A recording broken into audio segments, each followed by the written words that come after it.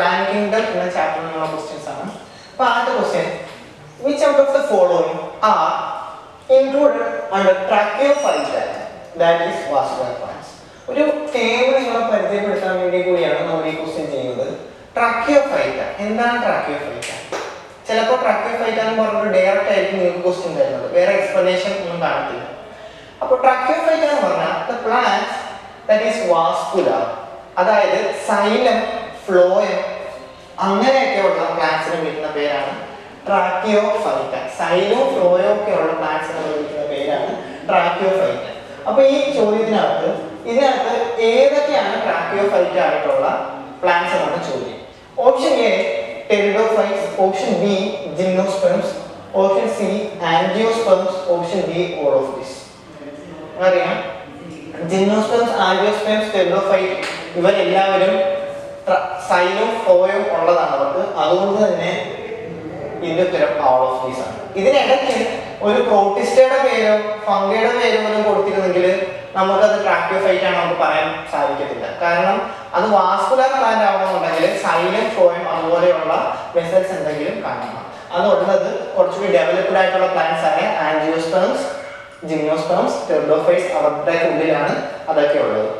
ഇനി അടുത്ത ചോദ്യം, system of classification that employs numeral data to evaluate similarities and differences is known as. അതായത് പലതരത്തിലുള്ള ഒരുപാട് ഡേറ്റ ഉപയോഗിച്ച് സിമിലാരിറ്റീസും ഡിഫറൻസസും നോക്കുന്ന ഒരു സിസ്റ്റം ഓഫ് ക്ലാസിഫിക്കേഷൻ, അത് ഈ താഴെ പറയുന്നതിനകത്ത് ഏതാണ്?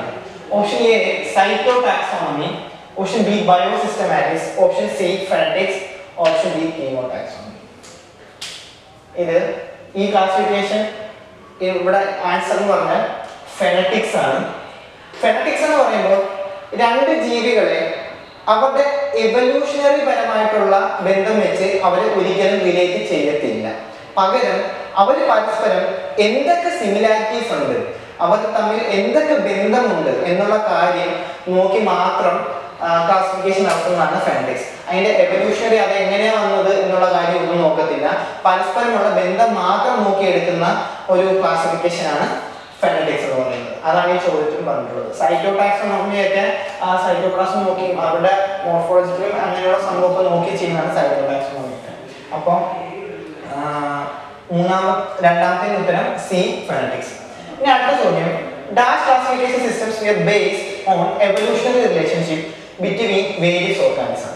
നമ്മൾ നേരത്തെ പറഞ്ഞു എവല്യൂഷണറി റിലേഷൻഷിപ്പ് എടുക്കാതെയാണ് ഫെനറ്റിക്സ് എടുത്തിരിക്കുന്നത്, പരസ്പരമുള്ള സിമിലാരിറ്റീസ് മാത്രം എടുത്താണ് ഫെനറ്റിക്സ് വന്നിരിക്കുന്നത്. അപ്പോൾ എവല്യൂഷണറി റിലേഷൻഷിപ്പ് വെച്ചുള്ള ക്ലാസിഫിക്കേഷൻ സിസ്റ്റത്തിന് എന്താണ് പറയുന്നത്? അതാണ് അടുത്ത ചോദ്യം.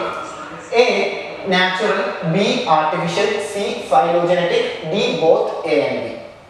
എവല്യൂഷണറി സിസ്റ്റം, എവല്യൂഷണറി റിലേഷൻഷിപ്പ് വെച്ചുള്ള അത് വെച്ച് എക്സ്പ്ലെയിൻ ചെയ്യുന്ന ക്ലാസിഫിക്കേഷനെ നമ്മൾ പറയുന്ന പേരാണ് phylogenetic classification. Phylogenetic classification system evolutionary relationship explain ചെയ്ത് പറയുന്നതാണ് ഫൈലോജനറ്റിക്. എവല്യൂഷണറി സിസ്റ്റം എക്സ്പ്ലെയിൻ ചെയ്യാതെ പരസ്പരമുള്ള സിമിലാരിറ്റീസ് മാത്രം വെച്ച് പറയുന്നതാണ് ഫെനറ്റിക്സ് എന്ന് പറയുന്നത്. ഇനി അടുത്ത ചോദ്യം, each character is given equal importance and at the same time hundreds of characters can be considered by. അതായത് ഓരോ ക്യാരക്ടറും നമ്മൾ എടുക്കുമ്പോൾ അതിന് വളരെയധികം പ്രാധാന്യം കൊടുക്കുകയും അതേ പ്രാധാന്യം കൊടുത്തുകൊണ്ട് 100-ൽ അധികം ക്യാരക്ടേഴ്സ് ഒരേ സമയത്ത് ഒരേപോലെ നമുക്ക് കൺട്രോൾ ചെയ്യാൻ പറ്റുന്ന അങ്ങനെയുള്ള ഇത് താഴെ പറയുന്നതിനകത്ത് ഏത് ക്ലാസിഫിക്കേഷൻ ആണ് ഇത് താഴെ പറയുന്ന ആ മുകളിൽ ചോദ്യം പറഞ്ഞിരിക്കുന്ന പോലെ വരുന്നത്? Option A cytotaxonomy, option B morphotaxonomy, C chemotaxonomy, D numerical taxonomy. ഓരോ ക്യാരക്ടർ നമ്മൾ എടുക്കുമ്പോഴും അതിന് വളരെയധികം ഇമ്പോർട്ടൻസ് കൊടുക്കുകയും അതേപോലെ തന്നെ ആ ഇമ്പോർട്ടൻസ് 100-ലധികം ക്യാരക്ടേഴ്സ് ഒരേ സമയം കൊടുക്കാൻ പറ്റുന്നത് ഇതിനകത്ത് ഏതിനാണ്? ഉത്തരം option D numerical taxonomy. Numerical taxonomy ആണ് ഈ മേൽ പറഞ്ഞിരിക്കുന്ന ക്വസ്റ്റ്യന് സാറ്റിസ്ഫൈ ചെയ്യുന്ന കണ്ടീഷൻസ് ഉള്ളത്. അടുത്തത്, at least half of the total CO2 fixation on Earth is carried out through photosynthesis by. അതായത് നമ്മുടെ എർത്തിലെ നമ്മുടെ ഭൂമിയിലെ അറ്റ്ലീസ്റ്റ് പകുതിയെങ്കിലും കാർബൺ ഡയോക്സൈഡ് ഫിക്സേഷൻ നടത്തുന്നത് പ്ലാന്റ്സിനകത്തെ ഈ താഴെ പറയുന്ന ഓപ്ഷനകത്തെ ഏത് ജീവിയാണ് എന്നുള്ളത്. താഴെ പറഞ്ഞ ഏത് ഓപ്ഷനാണ് ഈ പകുതിയെങ്കിലും കാർബൺ ഡയോക്സൈഡ് ഫിക്സേഷൻ നടത്തുന്നത്? Option A angiosperms, option B gymnosperms, C algae, D bryophytes. നമ്മൾ പെട്ടെന്ന് ക്വസ്റ്റ്യൻ കാണുമ്പോൾ നമുക്ക് തോന്നും ആൻജിയോസ്പെർമ്സ് ആയിരിക്കാം, കാരണം അവരല്ലേ കൂടുതൽ ഡെവലപ്ഡ്, അങ്ങനെയൊക്കെ തോന്നാം. അല്ലെങ്കിൽ ജിംനോസ്പെർമ്സ് ആണോ എന്നൊരു സംശയമൊക്കെ വരും, കൂടെ ബ്രയോഫൈറ്റ്സും അങ്ങനെയൊക്കെ ഉണ്ട്. പക്ഷെ എന്നാൽ തന്നെയും ഏറ്റവും കൂടുതൽ CO2 ഫിക്സേഷൻ നടത്തുന്നത് ഏതാണ്ട് പകുതിയും ഭൂമിയിൽ നടക്കുന്ന പകുതി CO2 ഫിക്സേഷൻ നടക്കുന്നത് ആൽഗകളിൽ നിന്നാണ്. ആൽഗയാണ് ഏറ്റവും കൂടുതൽ CO2 ഫിക്സേഷൻ നടത്തുന്നത്. അപ്പോൾ ഇതിന്റെ ഉത്തരം 5ആണ്. അഞ്ചിന്റെ ഉത്തരം സി ആണ്. ആൽഗയാണ് ഏറ്റവും കൂടുതൽ CO2 ഫിക്സേഷൻ നടത്തുന്നത്. Cup shaped chloroplast is present in. Cup shaped chloroplast ഈ താഴെ പറയുന്ന ഓപ്ഷനുകളിൽ ഏതിനാണ് ഉള്ളതെന്നാണ് അടുത്ത ചോദ്യം. നമുക്ക് വായിച്ചു നോക്കാം. Option A spirogyra, option B chlamydomonas, option C ulothrix, option D chara. ഉത്തരം ക്ലാമിഡോമോണാസ് ആണ്. ക്ലാമിഡോമോണാസിനകത്താണ് കപ്പ് ഷേപ്ഡ് ആയിട്ടുള്ള ക്ലോറോപ്ലാസ്റ്റ് ഉള്ളത്.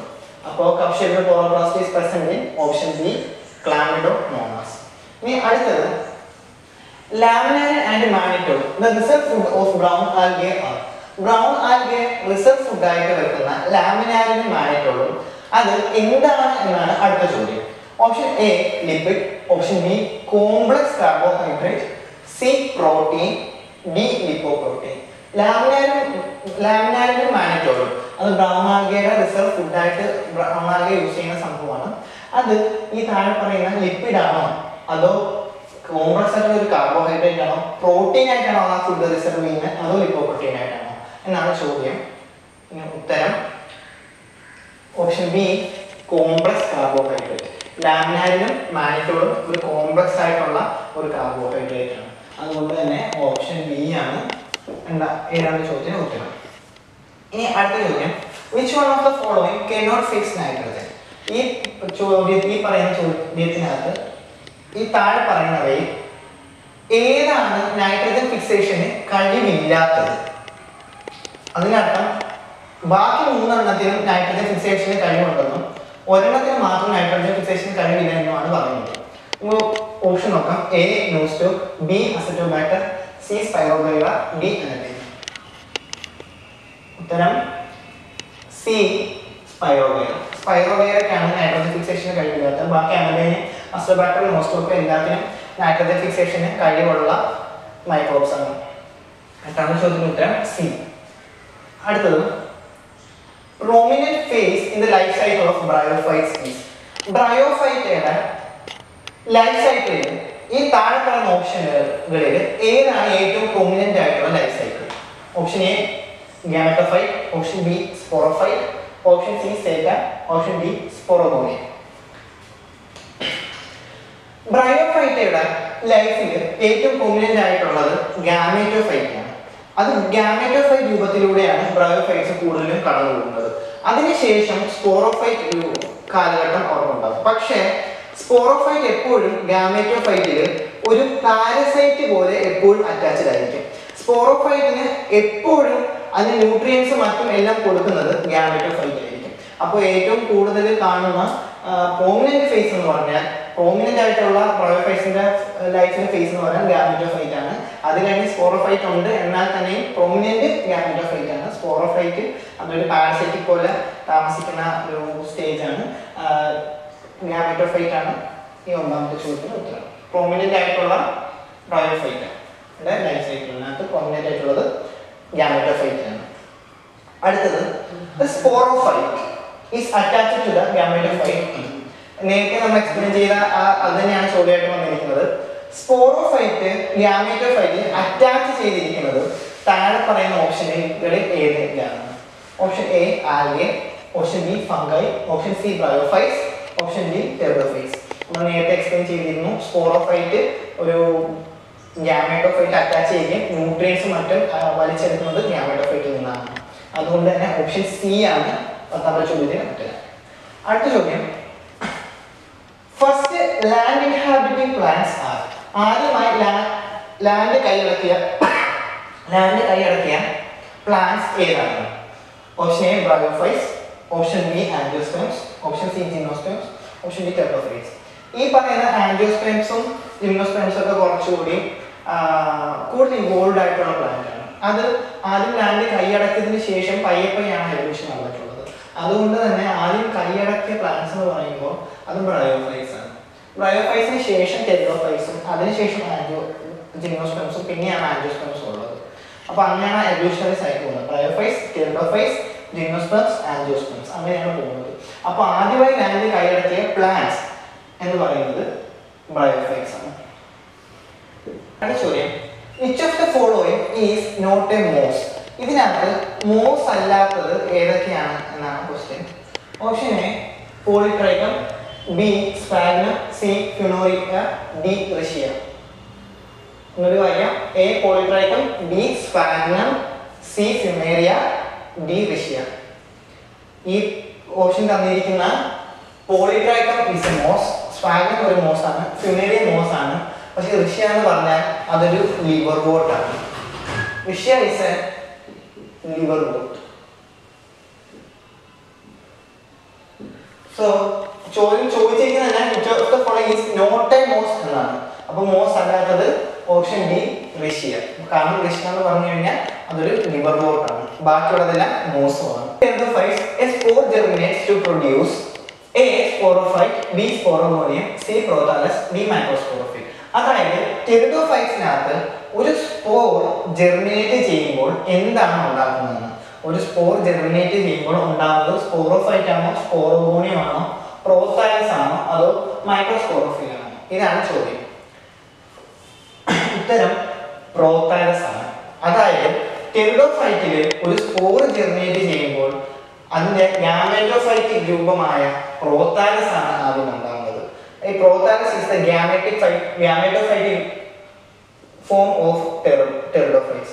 ഇതിനകത്ത് മെയിൽ ഓർഗനായ ആന്തരീഡിയെ കാണും, ഫീമെയിൽ ഓർഗനായ ആർക്കഗോണിയെ കാണും. ഇത് രണ്ടും ഒരേപോലെ കാണുന്നതാണ് ഗാമെറ്റോഫൈറ്റിക് ഫോം ഓഫ് pteridophytes. ഇനി അടുത്ത ചോദ്യം, plants which possess seeds but not fruits are called.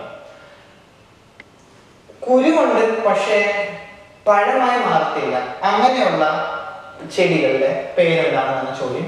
A bryophytes, B pteridophytes, C gymnosperms, D angiosperms. നമുക്കറിയാം ഉത്തരം സി ജിംനോസ്പെർമ്സ് ആണ്. അത് ഫ്രൂട്ടായിട്ട് മാറാത്തതിന്റെ കാര്യം അതിന് കാർപ്പെലുകളില്ല. കാർപ്പെലുകൾ അതിലില്ലാത്തത് കൊണ്ടാണ് അത് ഫ്രൂട്ടായിട്ട് മാറാത്തത്. ജിംനോസ്പെർമ്സ് സീഡ് പ്രൊഡ്യൂസ് ചെയ്യും, പക്ഷെ ഫ്രൂട്ട് പ്രൊഡ്യൂസ് ചെയ്യാറില്ല. ഇനി അടുത്ത ചോദ്യം, gymnosperms called as a living fossil. Living fossil എന്ന് വിളിക്കുന്ന ജിംനോസ്പെർമ്സ് ഇതിനകത്ത് ഏതൊക്കെയാണ്? Option A cycas, B ginkgo, C juniperus, D both A and B. Gymnosperms പല ജിംനോസ്പെർമ്സും തണുപ്പുള്ള പല സ്ഥലത്ത് കാണാറുണ്ട്. അങ്ങനെ തണുപ്പുള്ള സ്ഥലത്ത് കാണപ്പെടുന്ന രണ്ട് ജിംനോസ്പെർമ്സ് ആണ് സൈക്കസും ഗിങ്കോയും. ഇവർ രണ്ടുപേരും തണുപ്പുള്ള സ്ഥലത്ത് കാണപ്പെടുകയും ചെയ്യും. അത് ഒരുപാട് നാളായിട്ടുള്ളതാണ്. അതുകൊണ്ട് തന്നെ ലിവിംഗ് ഫോസിൽ എന്ന് വിളിക്കുന്നത് സൈക്കസിനെയും ഗിങ്കോയും. അതുകൊണ്ട് ബോത്ത് എ ആൻഡ് ബി ആണ് ഉത്തരം. അടുത്ത haplodiplontic life style is found in. Haploid ആയിട്ടും ഡൈപ്ലോയിഡ് ആയിട്ടും ജീവിക്കുന്ന ലൈഫ് സ്റ്റൈൽ ഉള്ളത് ഇതിനകത്ത് ഏതിനകത്താണ്? A bryophytes, B pteridophytes, C A and B, D fungi. ഉത്തരം സി എ ആൻഡ് ബി ആണ്. ബ്രയോഫൈറ്റ്സിലും ടെറിഡോഫൈറ്റ്സിലും രണ്ടിനും ഹാപ്ലോഡൈക്രോട്ടിക് സ്റ്റേജ് കാണപ്പെടുന്നുണ്ട്. അതുകൊണ്ട് തന്നെ ഈ രണ്ടിനും അങ്ങനെ സ്റ്റേജ് കാണപ്പെടുന്നുണ്ട്. സി എ ആൻഡ് ബി ആണ് അതിന്റെ ആൻസർ. സി.